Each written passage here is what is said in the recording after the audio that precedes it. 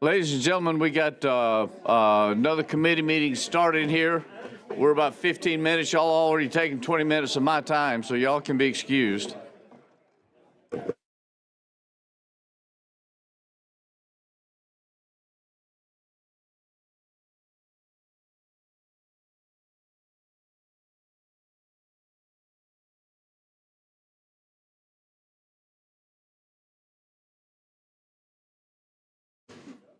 Good afternoon, committee members and ladies and gentlemen. Welcome to our general fund meeting. Let's see, we got enough. Let's go ahead and start call the roll. See if we got a committee quorum here. Senator Albritton. Here. Senator Chambliss. Senator Beasley. Senator Coleman. Senator Coleman Madison. Senator Elliott. Here. Senator Gavan. Here. Senator Jones. Senator Kelly. Here. Senator Livingston. Senator Orr. Senator Price. Here. Senator Shelnut. Senator Stewart. Here. Senator Stutz. Senator Weaver. Here.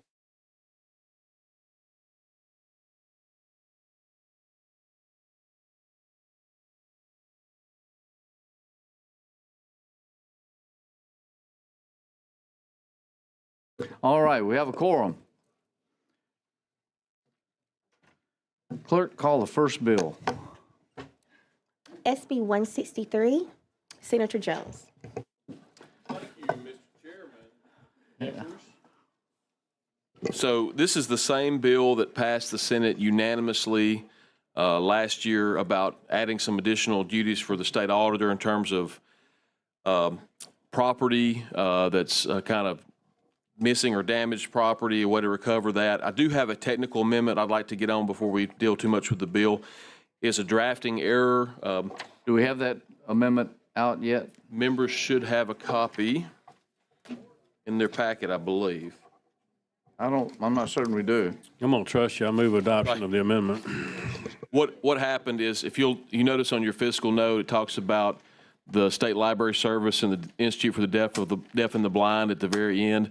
That's because some language related to them got inadvertently struck in the drafting of the bill, so this just kind of undoes that. And I've got a couple copies if anybody would like to look at it. It's been a long day. I understood It's been a long day. I understood that. It's been a doozy. It just kind of carried over. Yeah. All right, slow down for a little bit. This amendment replaced lines 290 through 292 on page 11 with the following. Connect with, hyphen, or under the control of the Alabama Institute for Deaf and Blind, comma, State Library Service, and any public. Does that make sense to y'all? I don't know. Take a look at that.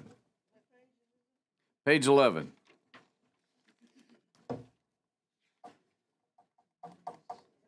Just a technical, it fixes a drafting error. Here. Thank you. Take a look. Here we go. Here are our copies. Here we go. Thank you.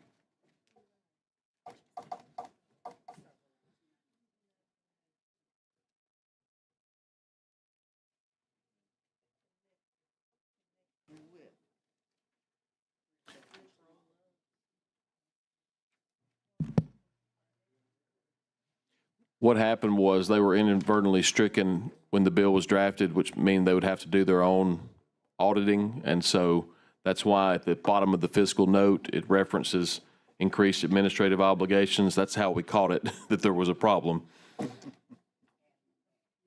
Yeah. Okay, thank you. We have a motion. We have a second. We have a second. Senator Kelly. All right, just a second. Let's get that. Motion by Senator Gavan, seconded by Senator Kelly. Call a long roll on the adoption of the amendment. Senator Albritton. Aye. Senator Chambliss.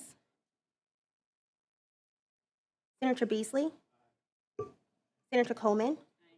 Senator Coleman Madison. Senator Elliott.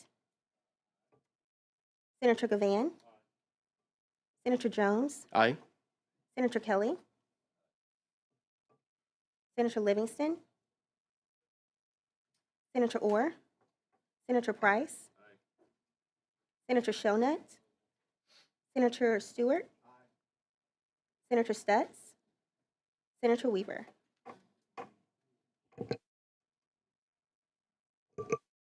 All right, the amendment's been adopted. We're now on the bill. Can I explain a little more? Please. Chairman, if this is fine. So this bill mandates reporting of lost or stolen property within 30 days and authorizes the auditor's office to investigate any of that missing or stolen property. We had an example a few years ago of some equipment, computer equipment, being thrown off the back of a truck by a state employee. It was $20,000 worth of equipment that was broken and unusable, and there was no way to recoup the damage from that individual. The only remedy was that he was told to be more patient next time. So we really need to address those situations where state property is lost, stolen, or mishandled. This does not expand any duties of the auditor beyond the realm of property audits. The auditor has told, and he's here to speak if we need him to. It does not grow the size of government. He needs no additional staff or funding to do the things in these bill that are mentioned in this bill. Does not conflict with anything that the examiners of public accounts does. And Ms. Rachel Riddle's here. I know it's a bit different last year, so she may not have had a chance to review fully, but last year that was the case. It allows for alternative audit methods. One of the problems that we call it, that's a cleanup in this bill, is we don't want anything to have to be audited that's behind bars. Okay, so Department of Corrections, Youth Services can handle that and report. That way we don't have to send auditors in there behind bars. And then there's some technical revisions and other. I don't know, sometimes auditors need to be behind bars, but that's another matter. Move for favorable. You're fixing to get audited. We have a motion. We have a second. We have a second, Senator Stutz. If I might, one question. Mr. Most Gracious Auditor, one of the reasons this came to this committee was because there was concern about the additional duties and the costs that may come in. Could you address that, please? I'd be happy to. What Senator Jones said is accurate. We do not need any additional employees nor any additional funding to do anything in this bill. My office has the bandwidth to handle these type of situations. One of the big concerns last year with the bill was what was called the Department of Investigations. We've renamed that to make it more clear what we're doing. It is the Department of Property Investigations. We will only investigate the loss or theft of state property. So I want to make that very clear. And one other thing the bill does that hasn't been mentioned yet, it just allows me to raise the audit threshold once every 4 years. It's been set at $500 for decades. As you can imagine, with inflation, everything costs $500 now, and our property inventory rolls are just ballooning. Eventually, that will lead to us needing more auditors and more funding if we do not tie that to the rate of inflation. So once every 4 years, I'll look up the inflation rate, and we will raise that threshold just to keep it in line with inflation. So those are the major highlights in the bill. Cost no more money, doing good work in an underutilized agency. I think that sounds good. Any other questions, comments? We have a motion and a second. Any issue with using previous role? Any objections? Add.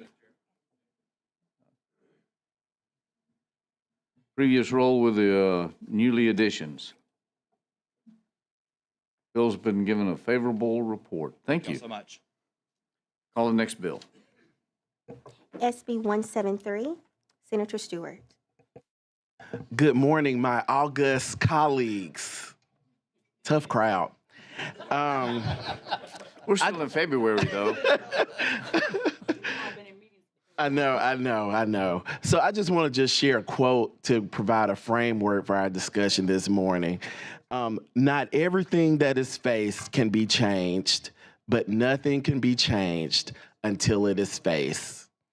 My esteemed colleagues, we have a looming retirement crisis in this country. And retirees who cannot fund their retirement put a massive strain on social services.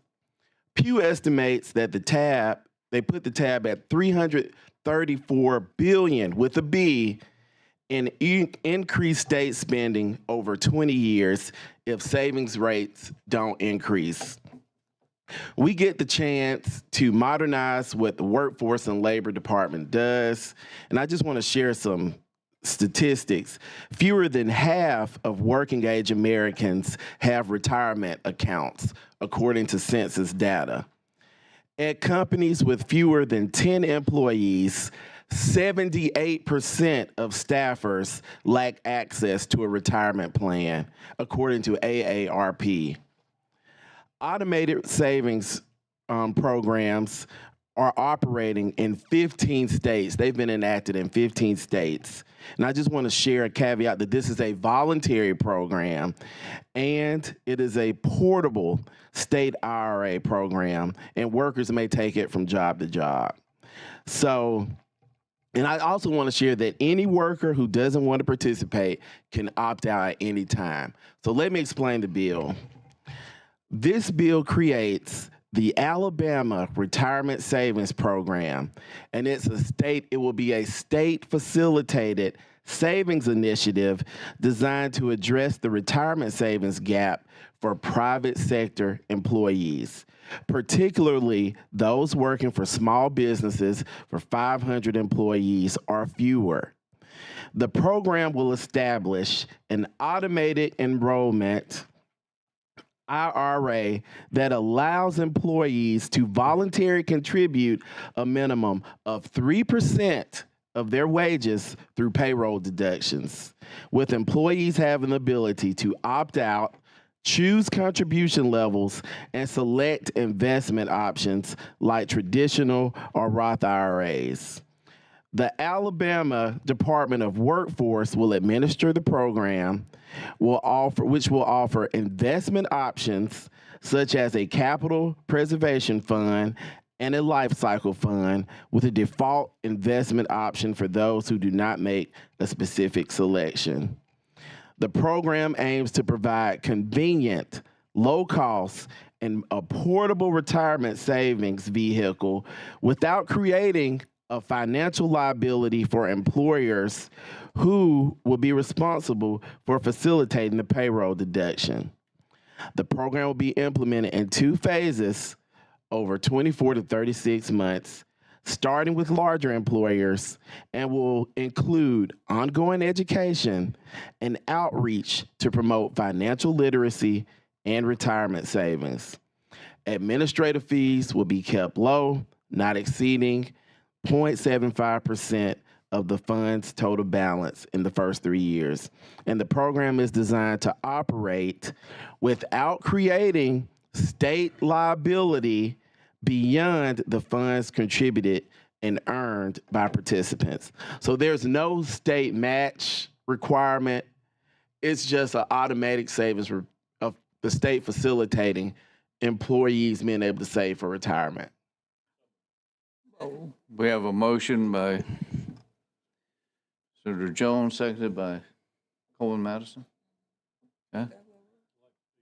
I think Senator Stutz was first, and we'll from Senator. Go ahead, Senator Stutz. Well, thank you, Mr. Chairman. Is this contribution taken out pre or post tax?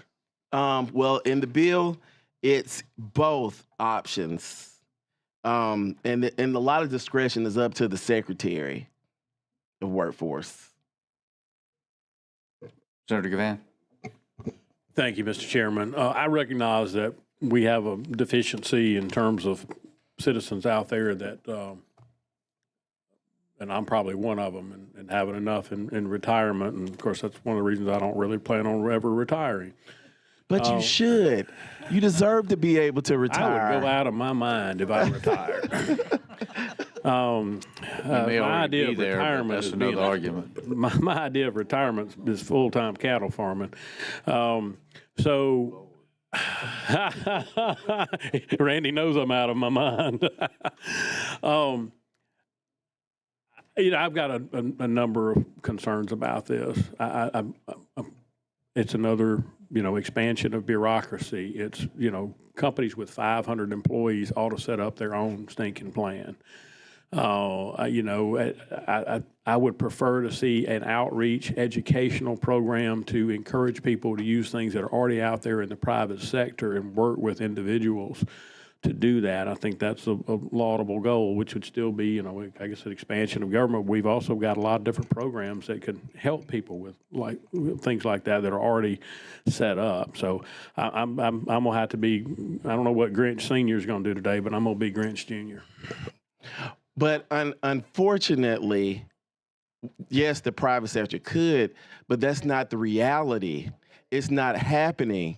People don't have relationships with banks. I just shared a whole bunch of statistics to illustrate that it's not happening in reality. When you talk about how the majority, I told you, not even half of employers have access to a retirement. If we don't help people facilitate, help them help themselves, this is going to cost us as a state in the long run. Senator Elliott. Thank you, Mr. Chairman. There's plenty of private sector options out there for anybody who wants to set up a retirement plan. I don't understand why we're setting up a state-facilitated retirement savings plan for private sector employees. You can open an account on your phone right now with any number. I don't want to start advertising for them, but you know, you can do all of this on your cell phone now. I just don't know how this is going to encourage anybody to do something that they're admittedly should be doing but aren't. Why would the state be getting into the business that the private sector is already there doing? This is not uncommon. 15 states are already doing this. I don't disagree that they are. I'm just not sure Alabama should be one of them. Well, I think we should. Well, again, like I want you to understand that we're in crisis. People do not have access. People come to this department, this committee all the time. DHR, food stamps, SNAP. We're going to see an increase if people do not have retirement. It doesn't create a burden for the state. I don't understand why an individual that wanted to open one of these accounts, which I agree with you, they absolutely should, would not just pick up their phone and do it. And I don't understand how expanding this. The issue is if it's not offered at your job, you're not going to save for retirement. That's the issue. I don't think this fixes it. Retirement is a workforce issue. We need to be creating pathways for new people. Senator Gavan just talked about how he's never going to be able to retire, okay? Jobs are not plentiful, right? Would you agree with that? No, I wouldn't agree with that at all. I'm very looking sorry. for jobs every day. Open, please come to my district right now. They're paying. Employees. Look, the lowest have labor to- participation rate. And there has to be a pipeline for new employees. And if people are able to retire, we create new pathways. It's critical. Senator Coleman Madison first, and then Sister. Okay. Thank you, Mr. Chairman. I think this is a great bill. I really think we need to be doing everything we can to incentivize workforce development. Yeah, people may be able to go online and do it or whatever. A lot of people don't know that you can do that. People just trying to make a living. It's kind of like Social Security. Of course, some folks want to get rid of Social Security. But we know the value of Social Security because it's really hard. If I get the money, it's really hard for me not to spend it. If I don't see it, I don't worry about it, and I know it's set up and there's a nest egg. If this is not costing the state anything, if it is an incentive for workforce development, if people know that I can go to work, I can sign up for this, and if I leave a job, and you have a lot of people that work transitional jobs, they don't, and so the employer working one thing, he says, okay, well, this is too much trouble because, you're temporary, but I'm a perma-temp. In Alabama, we got that term. Maybe we invented it, perma-temp. So you have a lot of people and you have a lot of companies that come here, they make promises about hiring people full-time. And what they do, they hire them on a permanently temporary basis. You don't work enough hours to be considered full-time, and so you don't get any benefits. Like I was telling my niece, I said, you can't continue to work as this dead-end job. You have no benefits, no insurance and everything, and they work you 40 hours one week. The next week you may work 5 or 10 or 18 or what have you. I said, but if it's not consistent, you have no benefits and no way to get any. This provides an option, and it is a choice that people can join it. So when, if you don't join it, and at the end of the time when you getting ready to retire, you don't have anything, you have nobody to fall back on or to blame but yourself. But I think as a state that is pushing workforce development, it's not a burden on our general fund or educational fund.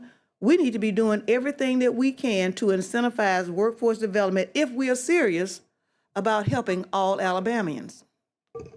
Thank you. Senator Coleman. Thank you. I just wanted to, and a great bill to my colleague, but I wanted to appeal to my colleagues also. Sometimes this job requires us to step out of our own lens. And I know for some folks, we may not understand why in this day and age, folks don't know that they can go on their telephone and sign up for a retirement account. Well, there are a lot of folks who don't.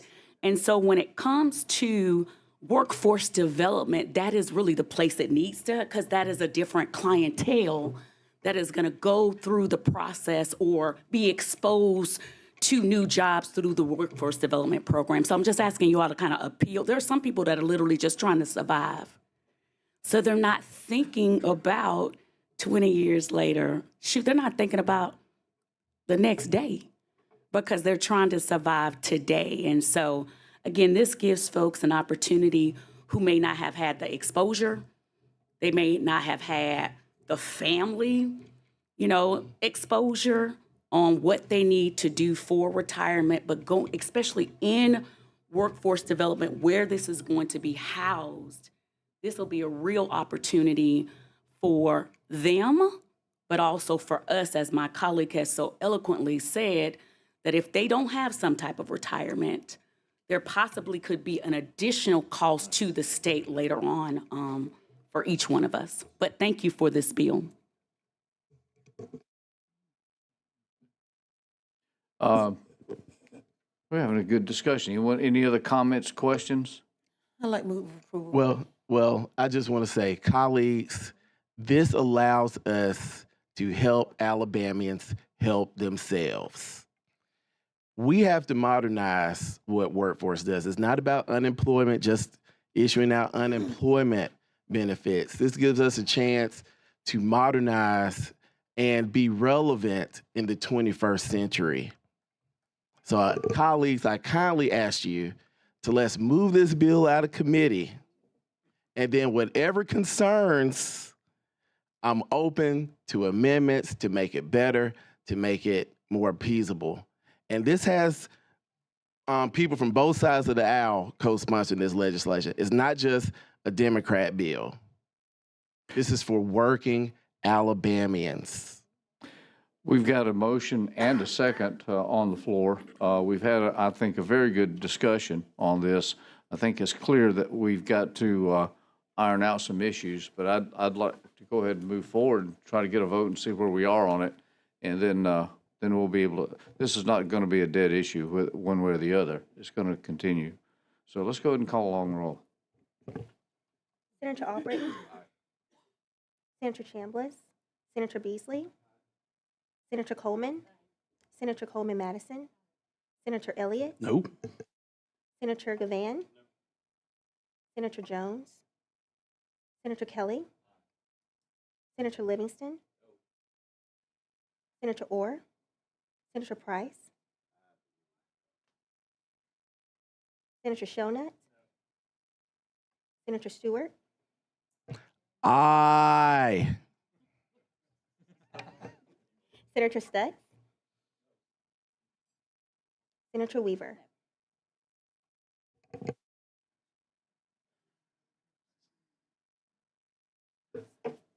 We've got an 8-6 vote, so we have a favorable report, but we obviously got some work to do before we get to the floor. Thank you, colleagues. I welcome discussion. Thank you. Thank you all. Call the next bill. SB 155, Senator Hatcher. Mr. Chairman, considering the fact that you all are so tired now, just move to pass SB. SB 155 is, wow, I hear myself very clearly, is a bill that expands deductions. And currently, it'll, allows state employees the ability to purchase insurance, things like insurance and computer equipment, all these types of things. And also, I should point out, because I know it was a concern, that the first sentence of the payroll deduction bill states, subject to limitations of section 17-17-5, the comptroller shall, according to this, that code section is the law enacted to prohibit AEA from payroll deductions for political activities. And so the bill specifically preserves it. So if that was a concern, it actually affirms it. I just wanted to make sure I put that out there for people who have been raising some questions about that. It only applies to state employees. The state comptroller has sole discretion at what deductions are withheld. Excuse me, and I think I did hear from the previous discussion, I believe Senator Stutz raised the question about the tax. So this bill also is post-tax as it relates to the deduction itself. With that, I'm open to any questions our committee may have. Questions? Well, just a concern, and I don't, because it's not defined exactly what financial instruments means. We know what it doesn't mean. It doesn't, because you said it doesn't mean a deferred compensation plan. That's just a pretty broad term there. I've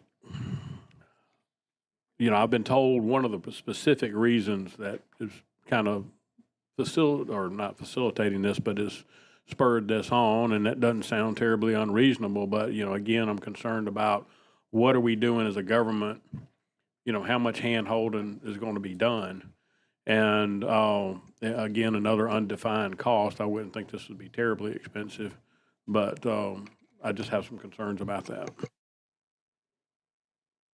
Any other questions, comments? Oh, Senator Weaver. Thank you, Mr. Chairman.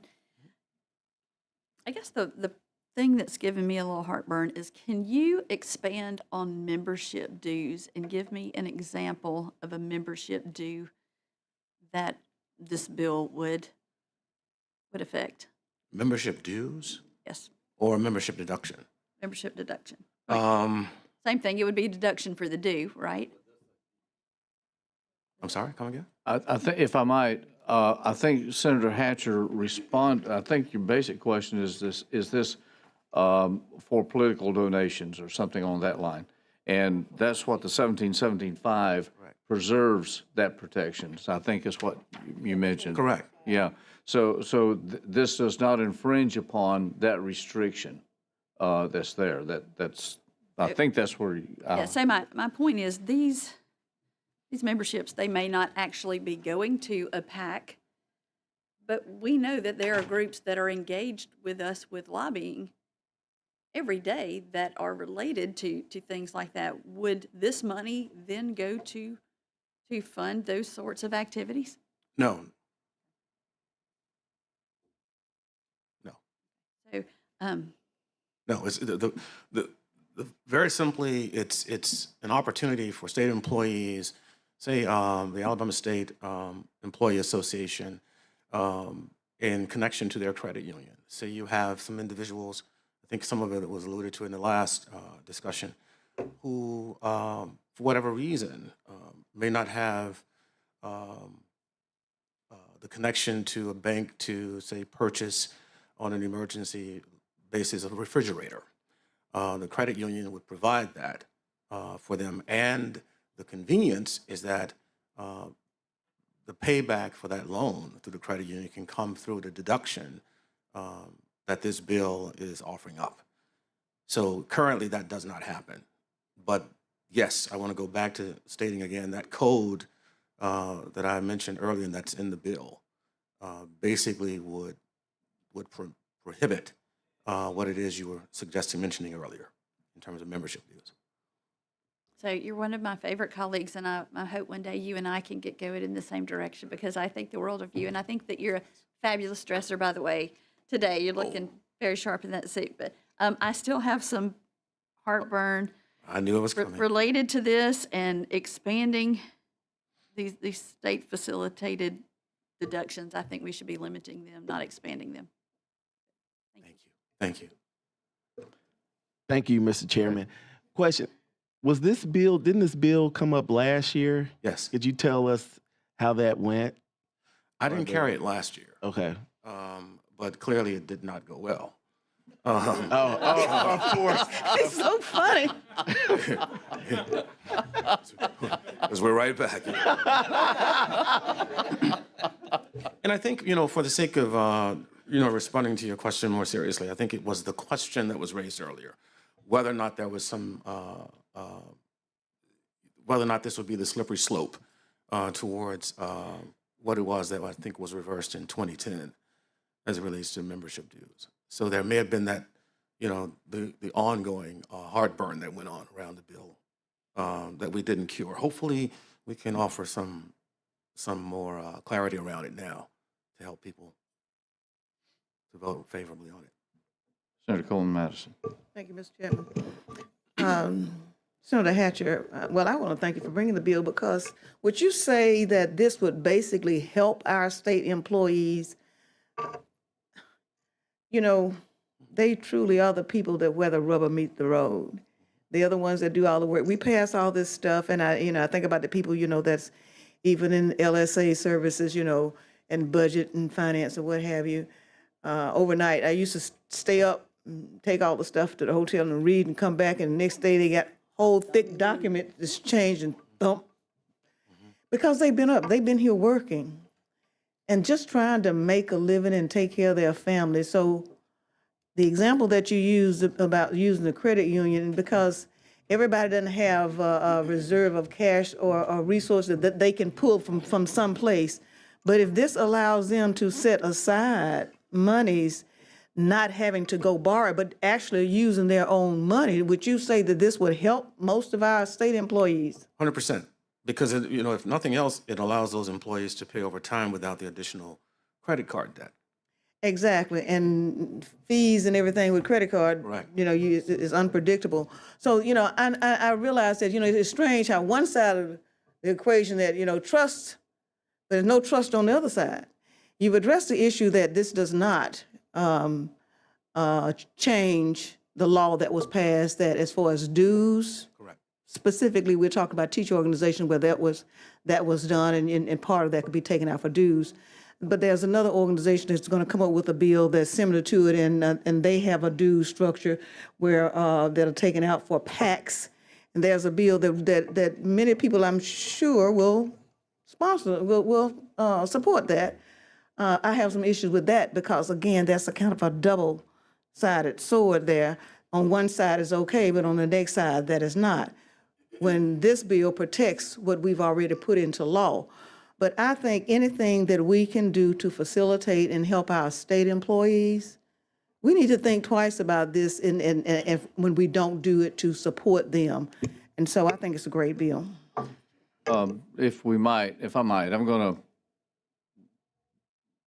time I think is an issue here. Let me make a comment, and then I'd like to just move to a vote on this one if we can get a motion for it. This comment is a little bit personal, but long ago in a galaxy far, far away, when I was enlisted in the Air Force and making $303 per month, and then I got married, and then anyway, I had this car payment, and in that system, we were allowed to assign an allotment so that that payment could be made without coming out of a particular paycheck, one or the other, and it made things much easier and I only missed one payment.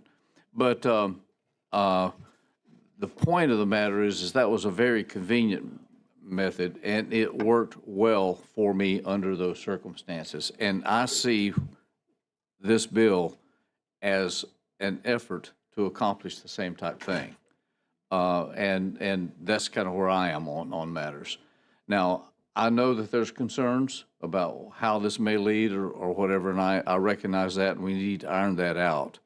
But I would like to go ahead, if we can, get a motion. In fact, I'll move to advance the bill. We get a second, Sister Coleman Madison. And we have one more comment. Thank you. I just wanted to, just a reminder, last year, this bill did pass the House. Passed the House. It did. And I thought you were going to say that to the sponsor. Passed the House, it passed the Senate committee, and it was lost on the last day. That's right. That's right. That's what happened last year. So it evidently wasn't as controversial last year as it appears to be right now. And thank you for that reminder, because my dad had an allotment taken out of his check for $150 because I was here in the States and he was overseas. So, and that came directly out of the check, came right to me. So I get my $150. Wasn't that child support? Never mind. It was him trying to give something to his daughter to take care of her while she was at Central High School in Tuscaloosa, Alabama. Thank you. Short. Thank you. Thank Go you ahead, for that. Senator. Thank you. So Senator Hatcher, I'm going to vote in favor of the bill today, but the membership dues does cause concern with me, and it goes back to what you referenced back in 2010. I think it was 2010, if I'm not mistaken. Some issues that come out of that. So I would request that you would dig a little deeper into that, and let's maybe have a discussion over that. Well, And if I might, when you're talking about the deductions may be made for membership dues, that's the law now. Understand. You know, that's not, that's where we are right now. We're not changing that at all. Okay. I Okay? understand. I So, just have some other concerns there. I follow you. right. That's why I was saying it affirms that piece. Thank you, Senator Kelly. We've got a motion and a second. Let's go ahead and do a long roll. Senator Albritton, Aye. Senator Chambliss, Senator Beasley, Senator Coleman, Senator Coleman Madison, Senator Elliott,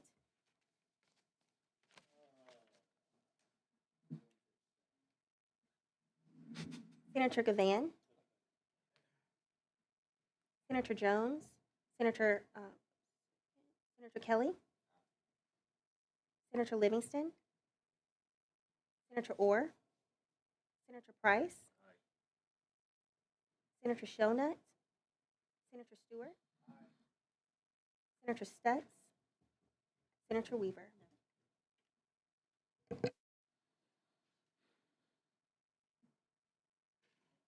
All right, the bill's given a favorable report. Thank you for that. Call the next bill, our last bill, the non-controversial bill. HB 93, Representative Brown. Representative Brown, how are you? Thank you, Mr. Chairman. I like that introduction.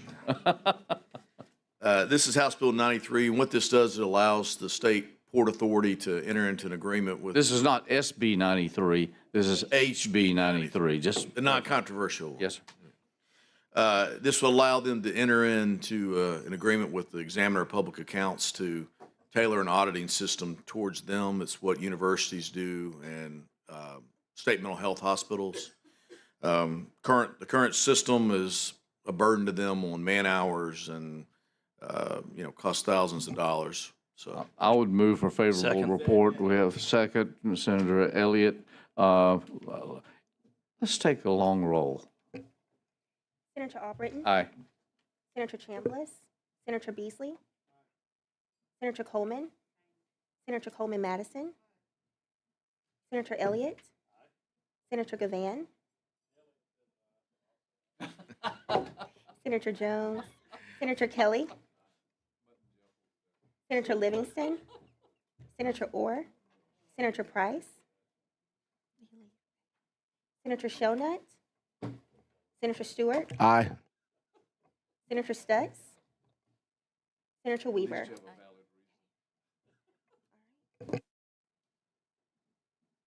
All right, we got a good vote. Bill's given a favorable report.